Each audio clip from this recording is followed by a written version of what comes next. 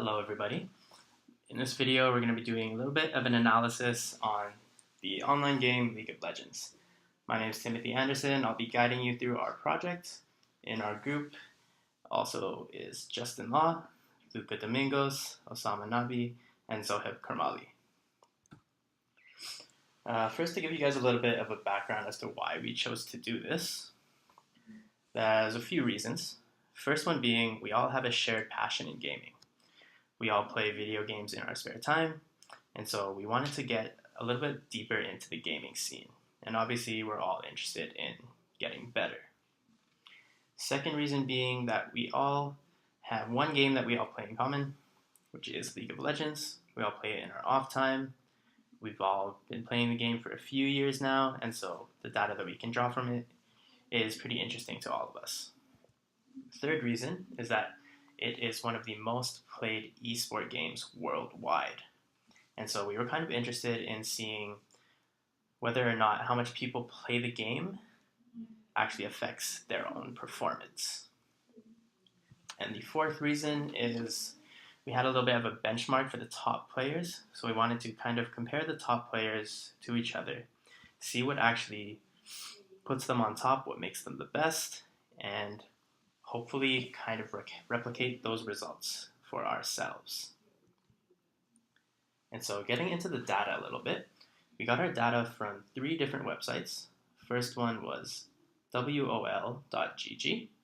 From this website, we were able to get the total hours played by each player across all of the regions. Second website is leagueofgraphs.com. From this website, we were able to grab the kills, deaths, and assists for each player. And the third website was op.gg.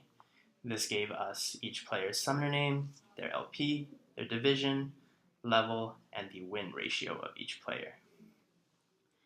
And so to actually grab that data, the first step was obviously to scrape the data from each of these websites. After we've done that, we needed to tidy the data up a little bit, clean it up, make it a little bit more readable so that we could work with it better. And the third step was to actually get into the analysis of all of the data. And so before we actually get into our analysis, I'm just going to go over a little bit of terminology that might make this presentation a little bit easier to understand. First point of terminology I'll go over are roles. So each champion within the game has a different role. And given that champion's role, it's going to affect your play style a little bit differently. Each role plays more aggressively or passively, depends on what you're playing. So for the purposes of this project, we're going to be focusing on kind of 2 roles. First one being marksman, which focus on getting kills in the game. And the second one being supports, which focus on getting assists for the team and kind of just supporting the team as a whole. Next point of terminology that I'll go over are divisions. So for each player in the game that plays ranked, they're placed in what is called a division. And these divisions range from bronze up until challenger. And each division minus challenger has 5 sub-tier divisions, meaning that, for example, in bronze, you could be either bronze 4 or you could be bronze 1. Challenger is a little bit special in the case that challenger only includes the top 200 players within any region. So now that we have those, let's get a little bit into our actual analysis.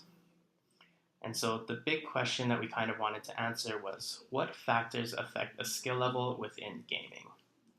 And so from that, we kind of divided it into 4 different sub-questions. First one being, does hours played affect your skill level or LP? Second one is, does a higher win rate affect ranking?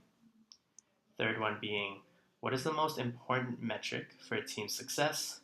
And last one being, which region is better?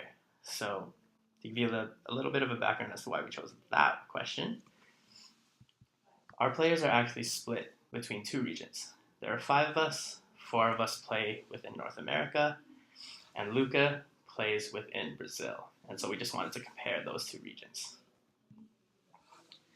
And so now to get into kind of the factors that we looked at when we're actually doing our analysis. Like I already mentioned, we're focusing our project on two different regions, Brazil and North America. And so the factors that we actually looked at were first, kills, deaths, and assists of each player. Second one being league points. Third one being the hours played. And the fourth and last one being each player's win rate. And so looking at our first question, does hours played affect skill level? From these graphs, you can kind of see that there isn't really a clear relationship between the two. LP and hours fluctuate quite a bit over the rankings, so you can see that from first place to 200th place, there isn't really any clear pattern. And you can see in the graph on the right, the line's relatively flat, which suggests that there isn't really a relationship. Going on to our next question, does win rate affect ranking? So looking at these graphs, both NA and BR, same thing, from first place to 200th place, you can see that there isn't really any specific pattern. It fluctuates quite a bit. And going on to our third question, what is the most important metric for success? So after doing a little bit of regression testing with all of these different factors, we found that the most important metric when it comes to a team's success is actually the team's kills, meaning the more kills you get, usually the higher your win rate is going to be. And so after that, we decided to look a little bit at the correlations between each of these factors. If you guys are unsure about how to read these graphs, basically the darker the color, the more correlated those two factors are. And so from these graphs, we found that our strongest positive correlation, meaning our strongest positive relationship, was between win rate and kills. And our strongest negative correlation, or negative relationship, was between kills and assists. And so taking a look at both of those visually, you can see on the left, we have win rate and kills. Usually the more kills that you have, the higher your win rate is going to be. And on the graph on the right, we have kills and assists, meaning that the more assists you have, usually the less kills you're going to have. And so looking at our last question, comparison of the two regions, which region is better when looking at win rate? First thing we did is kind of put our data into a box plot. And so from this box plot, you can kind of see the spread of the data for both of the regions as well as any of the outliers. And you can see that approximately both means are about the same, which suggests that the win rates for both regions are the same as well. And so we just wanted to do a little bit of a check on that. So we decided to do a hypothesis test. Our null hypothesis being that the win rates are the same, and our alternative being that they are not. And after running this test, based on the results, we actually found that they are the same. So neither region is better than the other. And so in conclusion, we have four main findings. First one being that no, hours played doesn't actually affect your skill level. Second finding is that your win rate doesn't actually affect your ranking. Third one being that the most important metric for a team's success is the kills. And last one being that according to win rate, neither region is better than the other. And so just a couple of fun facts for you guys. The most played hours by one player is 26,000 hours, 429. That's held by Permaban 1023, whoever that is.